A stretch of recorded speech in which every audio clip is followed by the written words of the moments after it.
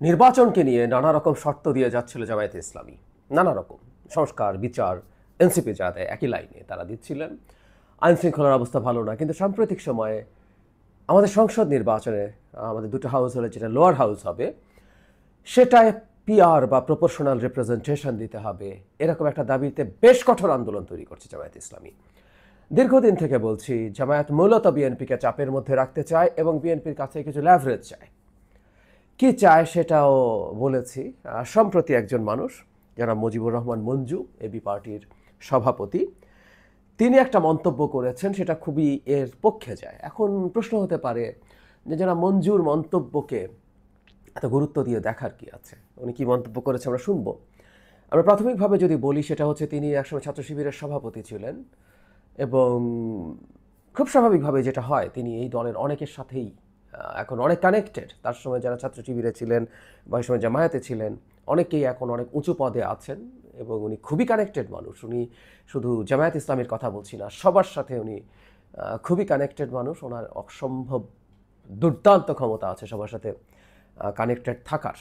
সেই কারণে আমি জনাব মঞ্জুর মন্তব্যকে গুরুত্ব দিতে চাই এবং আমি মনে করি তার মন্তব্য কোনো তথ্য না জেনে করা এই রকম না। আর তিনি কি করেছেন মন্তব্য, তারপরে সেটার ভিত্তিতে কিছু কথা বলি।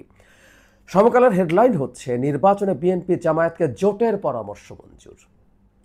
মঞ্জু ভাই বলছেন, গণঅভ্যুত্থান পরবর্তী সময়ে বিএনপি ও জামায়াতের বিরোধ দুঃখজনক। মাত্র 7 বছর আগে দলীয় স্বার্থে দুই দল একই প্রতীক নিয়ে নির্বাচন করেছে। এখন জাতির বৃহত্তর স্বার্থে উভয়ে একজোট ও এক প্রতীকে নির্বাচন করলে সমস্যা কোথায়? আমি মনে করি এটি হলে নির্বাচন নিয়ে আর কোনো অনিশ্চয়তা থাকবে না। আমি জায়গাটা আবারও পড়ি, খুবই ইন্টারেস্টিং। যারা মঞ্জু বলছেন মাত্র 7 বছর আগে দলীয় স্বার্থে দুই দল একই প্রতীক নিয়ে নির্বাচন করেছে। এখন জাতির বৃহত্তর স্বার্থে উভয়ে একজোট ও এক প্রতীকে নির্বাচন করলে সমস্যা কোথায়? আমি মনে করি এটি হলে নির্বাচন নিয়ে আর কোনো অনিশ্চয়তা থাকবে না। তার মানে মঞ্জু বলছেন জাতির বৃহত্তর স্বার্থে। তাহলে উনি কি ইন্ডিকেট করছেন আমরা বুঝবো।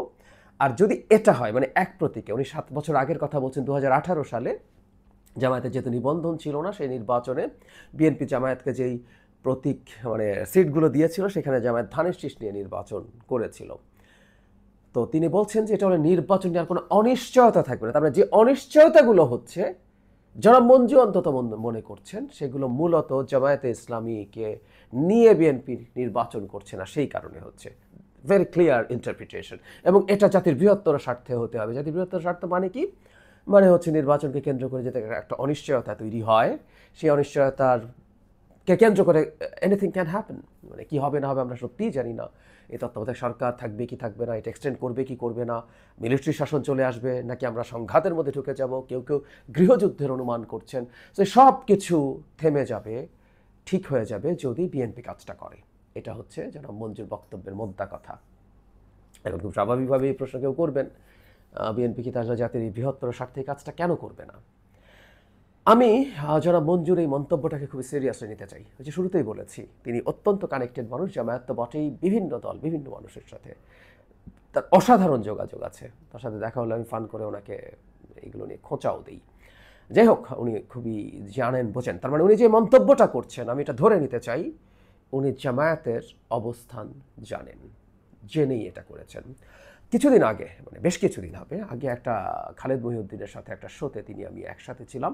সেখানেও তিনি আসন নিয়ে নেগোসিয়েশনের আলাপ এনেছিলেন এবং সেটা নিয়ে একটা ভিডিও করেছিলাম।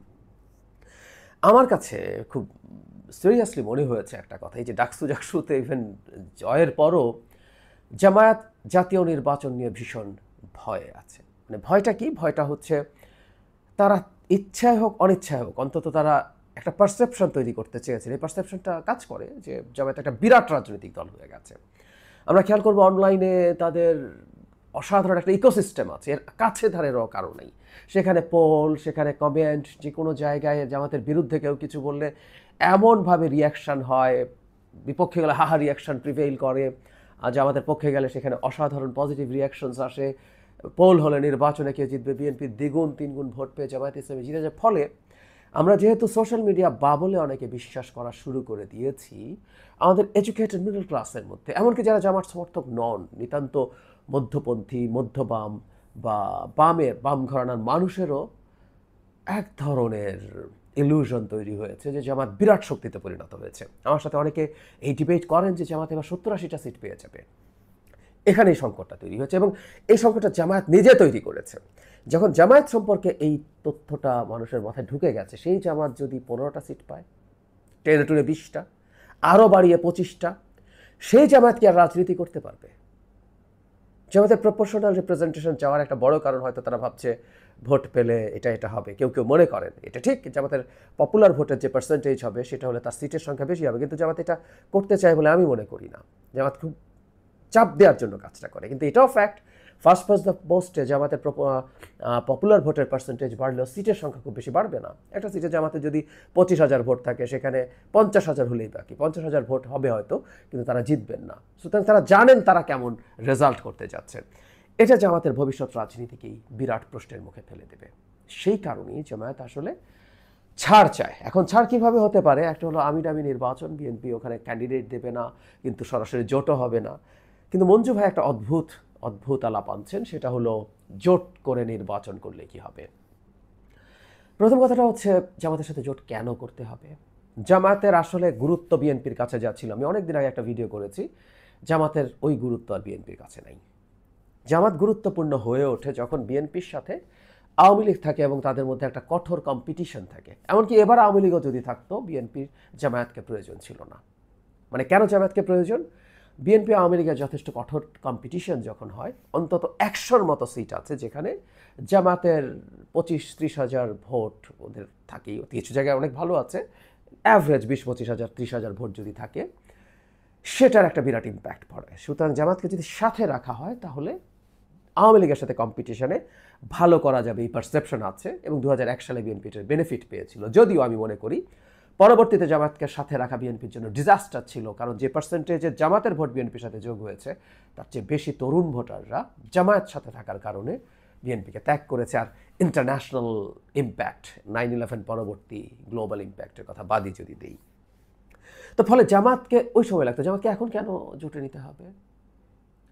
আর বিএনপি যখন নির্বাচন করবে, একটা বিরোধী পক্ষ তো থাকতে হবে। আওয়ামী লীগ নাই, জাতীয় পার্টিকে নিষিদ্ধ করার আলাপে যাচ্ছে সবাই, জামাত না থাকলেও তাহলে কি, মানে এটা কিসের নির্বাচন হবে? কার সাথে, কার বিরুদ্ধে নির্বাচন হবে? কেন নির্বাচন হবে? এই প্রশ্নগুলো আসবে। এবং আমি সিরিয়াসলি মনে করি জামায়াতকে এবার আলাদা নির্বাচন করতে দেওয়া উচিত। হতে পারে ধরে নিলাম জামাত বিরাট ভালো করে ফেললো, এটা আমাদের জন্য একটা লার্নিং হবে। জামাত কত সিট পায়, তার পপুলার ভোটের পার্সেন্টেজ কত, কারণ জোটে ভোট করলে ওর মধ্যে কমন ভোট, বিএনপির ভোট ঢুকে যায়, এটা হিসাব করা যাবে না। সুতরাং ভবিষ্যৎ রাজনীতির ল্যান্ডস্কেপ বোঝার জন্য জামাতের আলাদা নির্বাচন করা ফরজ, এবং এইবারই বিএনপি জামাতকে দূরে রেখে নির্বাচন করাটা অ্যাফোর্ড করতে ভালোভাবেই পারবে। সুতরাং এটা করা উচিত হবে। কিন্তু যেন মঞ্জুর বক্তব্য থেকে আমরা যে আন্ডারস্ট্যান্ডিংটা পেলাম, আসলে জামাত তার ইজ্জত রক্ষা করতে চাইছে। মানে এখন বিএনপিকে জামাতের ইজ্জত রক্ষার দায়িত্ব নিতে হবে, তাকে 50-60টা সিটে জেতাতে হবে। শুধু তাই না, জামাতের টপ লিডার্স, তার যেসব সিট আছে সেসব সিটেও তারা জিতবেন না, এই পারসেপশন ইজ ভেরি হাই। এখন জামাতের শিওর যেসব হাতে গোনা যে কটা সিট আছে সেগুলোর থেকে যদি তারা নির্বাচন করতে যান, তখন এটাও মানুষের সামনে খুব ক্লিয়ার হয়ে যাবে যে আমির, নায়েবে আমির বা জামাতের সাধারণ সম্পাদক বা মহাসচিব, তারা ওই নিজের কনস্টিটিউয়েন্সির বাইরে গিয়ে নির্বাচন করে জিততে চাচ্ছেন। এটা জামাতের মোরাল একটা ডিফিট, যে এত প্রতিষ্ঠিত, এত সুনামি হয়ে গেছে নাকি দলটা, এত সমর্থন নাকি তার, তো সেই দলের টপাররাও জিততে পারছে না। সুতরাং আমাদের ইজ্জত নিয়ে নানা দিকে নানা টানা পড়েন তৈরি হয়েছে।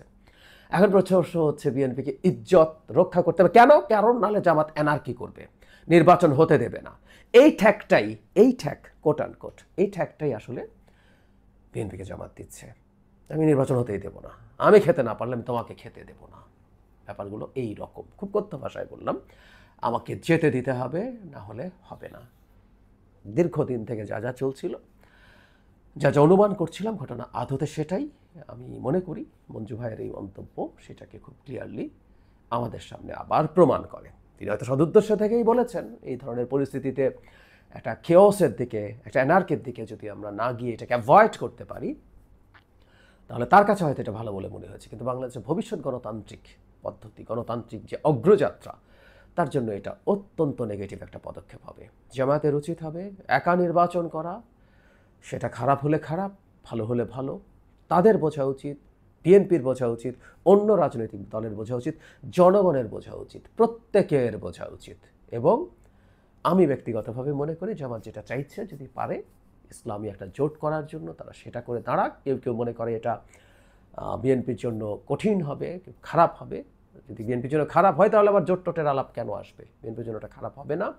জামাত সেটা করে দেখানোর চেষ্টা করুক যে বাংলাদেশে ইসলামী আইডেন্টিটি পলিটিক্সের ট্র্যাকশন আসলে কতটুকু হয়েছে।